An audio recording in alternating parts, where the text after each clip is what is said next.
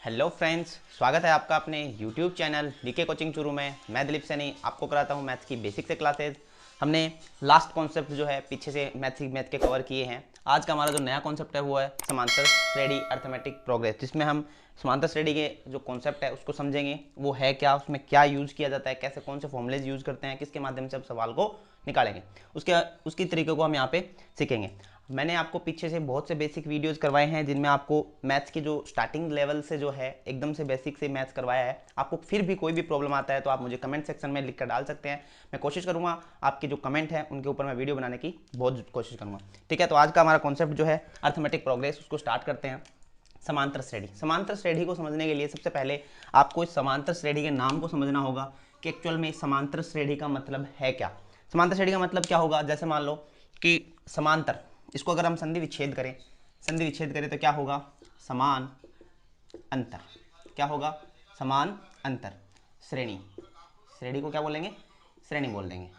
समांतर समान अंतर श्रेणी, यानी ऐसी श्रेणी जिसका अंतर जो हो वो क्या हो, समान हो। ऐसी श्रेणी जिसका अंतर जो हो वो क्या हो, समान हो, वो क्या कहलाएगी, आपकी समांतर श्रेणी कहलाएगी, अर्थमेटिक प्रोग्रेस कहलाएगी। जिस प्रकार अगर हम एग्जांपल की बात करें, जैसे मान लो हमारे पास कोई भी संख्या है, जैसे 2 है, फिर 4 है, फिर 6 है, फिर 8 है, फिर 10 है, ऐसे कोई भी एक श्रेणी है हमारे पास। अगर हम इनका अंतर देखेंगे तो क्या आएगा, इनका अंतर देखो, इनका अंतर 2 है, 4 और 6 का अंतर भी 2 है, 6 और 8 का अंतर भी 2 है, 8 और 10 का अंतर भी 2 है, यानी कि सभी का अंतर समान है। अतः हम इसे क्या बोल सकते हैं, यह क्या है, समांतर श्रेणी है। समांतर श्रेणी यानी कि अर्थमेटिक प्रोग्रेस है। ठीक है, देखिए आगे क्या होगा। जैसे मान लो इसमें इतना पता चल गया कि हमारी समांतर श्रेणी क्या है, हम समांतर श्रेणी के बारे में जान चुके हैं कि समांतर श्रेणी वो होगी जिसके अंतर क्या होंगे, समान होंगे। अब अगर इस चीज को ये भी देखेंगे कि समांतर श्रेणी जरूरी नहीं है कि सिर्फ आगे से पीछे ही हो, यानी कम से ज्यादा की तरफ हो। समांतर श्रेणी उल्टी भी हो सकती है, जैसे ऐसे भी हो सकती है, 10 8 6 4 2, ये भी हो सकती है।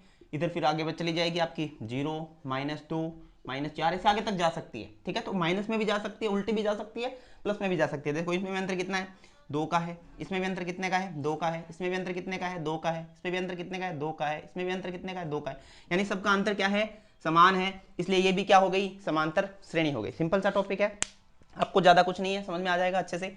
ठीक है, इतना आ गया। आगे देखो, अब इसमें जो हम दो कुछ चीजों का अध्ययन करेंगे, जो है पहला तो है प्रथम पद। प्रथम पद यानी कि जिसको बोलेंगे ए। ठीक है, प्रथम पद ए होगा। जैसे मान लो कोई भी हमारे पास समांतर श्रेणी है जो हमने ली अभी तक, जैसे मान लो कोई भी समांतर श्रेणी मैंने अभी ली है, जैसे 2 4 6 8, ऐसे कोई भी समांतर श्रेणी ली है, तो मैं इसको क्या बोल सकता हूँ, पहला पद है, इसको क्या बोल सकता हूँ, ए1 बोल सकता हूँ। ठीक है, अच्छा रुकिए 1 मिनट। समांतर श्रेणी को अपन क्या करेंगे, इसमें डिनोट कर देते हैं। समांतर श्रेणी को हम क्या लिख देते हैं, A1, फिर A2, फिर A3, फिर A4, ऐसे ही तो आएगा।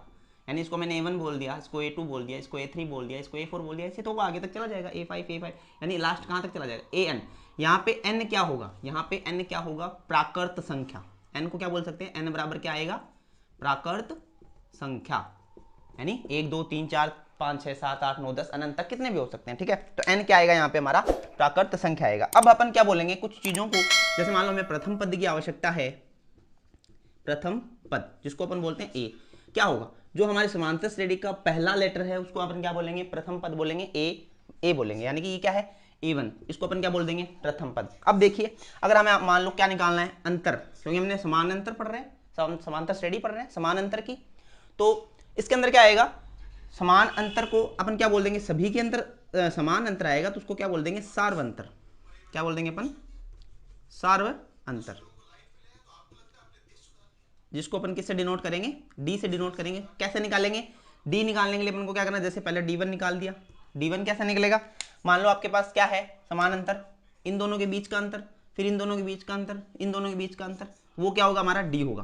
तो अपन इसको कैसे डिनोट कर सकते हैं, D1 बराबर क्या आ जाएगा, A2 माइनस A1, D2 बराबर क्या आ जाएगा, A3 माइनस A2, और D3 बराबर क्या आ जाएगा, A4 माइनस A3। यानी कि लास्ट कंपोनेंट में से, लास्ट अवयव में से पहले अवयव को अगर हम माइनस करेंगे, बाद के अवयव में से पहले अवयव को अगर माइनस करेंगे तो हमारे पास किसका मान आ जाएगा, डी का मान आ जाएगा, यानी कि सार्वंतर का मान आ जाएगा। ठीक है, तो हम इस तरह क्या निकाल सकते हैं, यहाँ पे डी को भी निकाल सकते हैं। डी क्या आएगा, D1 बराबर D2 बराबर D3, वो क्या आ जाएगा, हमारा डी आ जाएगा।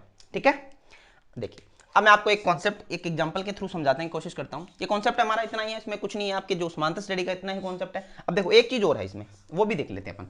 जैसे मान लो हमने यहाँ तक देख लिया इसको, कि D इज इक्वल टू ए निकल रहा है, A1 A2 A3।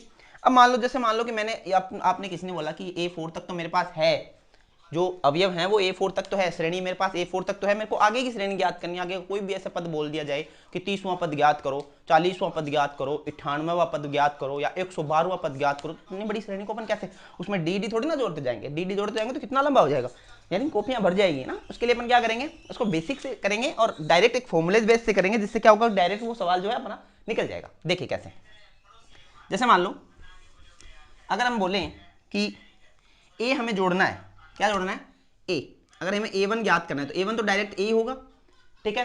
अगर हमें A2 ज्ञात करना है तो A2 के अंदर कितना है, देखो एक डी, ये दो डी। A1 ज्ञात किया तो कुछ नहीं, A2 के अंदर एक डी जुड़ गया, तो A के अंदर क्या जोड़ दिया हमने, डी जोड़ दिया, तो A2 आ गया। इसी तरह अगर A3 ज्ञात करेंगे तो A3 के अंदर कितना डी जुड़ रहा है, एक और एक, दो डी जुड़ रहा है, तो A प्लस दो डी।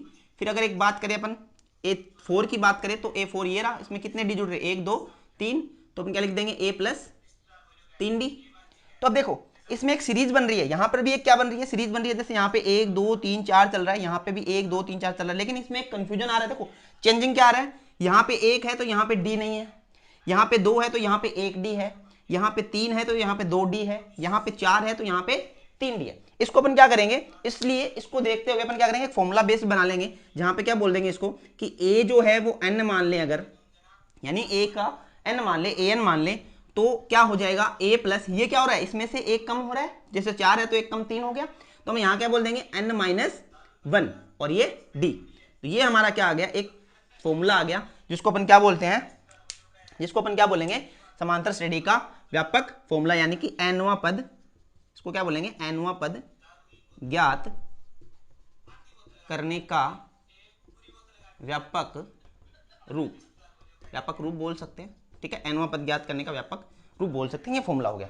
अब इसमें n का मान रखो, जैसे हमें 30वां पद ज्ञात करना हो तो n का मान 30 रखेंगे, हमें 40वां पद ज्ञात करना हो तो n का मान 40 रखेंगे, 38वां पद ज्ञात करना हो तो n का मान 38 रखेंगे और हमारा आंसर आ जाएगा, ठीक है। इसी प्रकार आपको ये समांतर श्रेणी का जो कॉन्सेप्ट है वो क्लियर करना है, समझ में आ गया। अब इसमें आपको एक एग्जांपल के थ्रू मैं आपको और समझाने की कोशिश करता हूं, जिससे आपको एक्चुअल में समझ में आ जाए। आपको ये नोट करना है तो आप नोट कर लीजिए या स्क्रीनशॉट ले लीजिए, जिसके माध्यम से आप लिख सको, नोट्स बना सको और आसानी से दोबारा आपको जब भी पढ़ना हो तो आप पढ़ सको, ठीक है। आपको कोई भी कॉन्सेप्ट समझ में नहीं आया तो आप मेरे को कमेंट कर सकते हो, जिसके माध्यम से मैं आपको वापस समझा सकूँ, या कोई भी कॉन्सेप्ट जहाँ से आपको कोई भी क्वेरीज है वो आप क्वेरीज मुझे आप डाल सकते हो कमेंट्स के अंदर। मैं आपकी क्वेरीज को जरूर पढ़ूंगा और उनको दूर करने की भी कोशिश करूंगा, ठीक है। हो गया, अब देखिए आगे।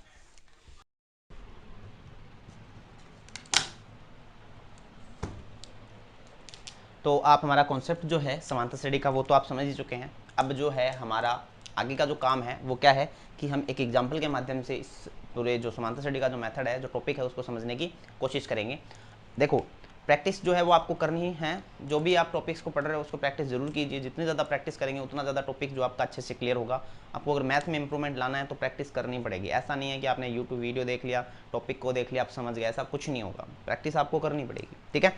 देखो हम क्या करते हैं, यहाँ पे एग्जांपल ले लेते हैं। जैसे मैंने कोई भी एग्जांपल ले लिया, एक 7 4 1 -2, ऐसा कोई भी एक एग्जांपल ले लिया, जिसके माध्यम से अपन क्या करेंगे, इस सवाल को समझने की कोशिश करते हैं, ठीक है। इसमें क्या चीज़ें थी, सबसे पहले हमने क्या सीखा था, इसका प्रथम पद ज्ञात करना, है ना, सार्वंतर प्रथम पद ज्ञात करना।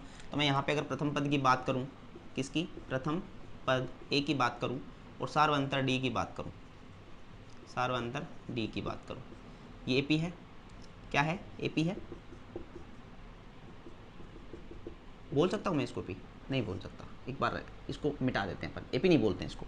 ये कोई समांतर श्रेणी दी हमने, इसमें हम क्या निकालेंगे, ए और डी का मान निकालेंगे। ए की वैल्यू कितने निकलेगी भाई, ए की वैल्यू 7 होगी, क्योंकि प्रथम पद होगा वही तो प्रथम पहले पद आता है वही प्रथम पद होता है, तो ए की वैल्यू आ गई। सार्वंतर डी की बात करें तो इन दोनों का अंतर जो होगा वो डी होगा। तो अपन कैसे ज्ञात करेंगे, डी1 ज्ञात करेंगे पहले, A2 - A1, D2 और D3, तो A3 - A2 and A4 - A3। तो माइनस करके देखते हैं, 7 में से 4 माइनस करेंगे तो माइनस का 3 बच रहा है, 1 में से 4 को माइनस करेंगे तो माइनस का 3 बच रहा है, और -2 में से -1 करेंगे तो भी माइनस का 3 बच रहा है। तो डी की वैल्यू कितनी आने आ गई, -3। अब देखिए एक चीज़ और आपको बोल दिया जाए कि जैसे मान लो कि हमारे पास ये समांतर श्रेणी तो है, हमने जैसे बोल दिया कि समांतर श्रेणी है, अगर आपको ऐसा बोल दिया जाए कि ये कोई भी श्रेणी है, समांतर श्रेणी नहीं है, कोई भी श्रेणी है, आप जांच करके बताओगे ये समांतर श्रेणी है क्या, कैसे बताओगे? आपको बताना पड़ेगा ना कि ये समांतर श्रेणी है या नहीं है। तो हम क्या करेंगे कि समांतर श्रेणी प्रूफ करने के लिए भी अपन को क्या करना है, ये डी की ही वैल्यू फाइंड आउट करनी है, डी का ही मान निकालना है। इससे अपन क्या कर देंगे, प्रूफ कर देंगे। कैसे? देखो डी की वैल्यू क्या थी, सार्वंतर का मतलब क्या होता है, d1 equal to d2 equal to d3। सार्वंतर का मतलब क्या होता है, इनके अंतर जो है वो क्या होना चाहिए, समान होना चाहिए। हमने यही तो निकाला है, d1 की वैल्यू भी -3 है, d2 की वैल्यू भी -3 है, d3 की वैल्यू भी क्या है, -3 है। तीनों की जो मान है वो समान है। इसका मतलब यह क्या होगी, एक समांतर श्रेणी होगी। अतः हम लिख सकते हैं, अतः यह क्या है, यह एक समांतर श्रेणी है।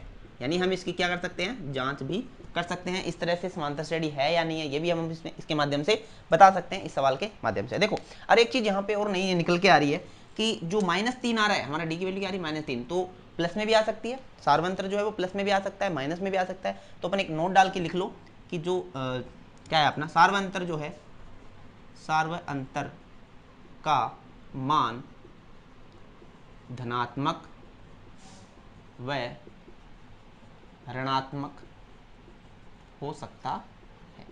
धनात्मक व ऋणात्मक हो सकता है, दोनों मान हो सकते हैं, धनात्मक भी हो सकता है, ऋणात्मक भी हो सकता है। ठीक है।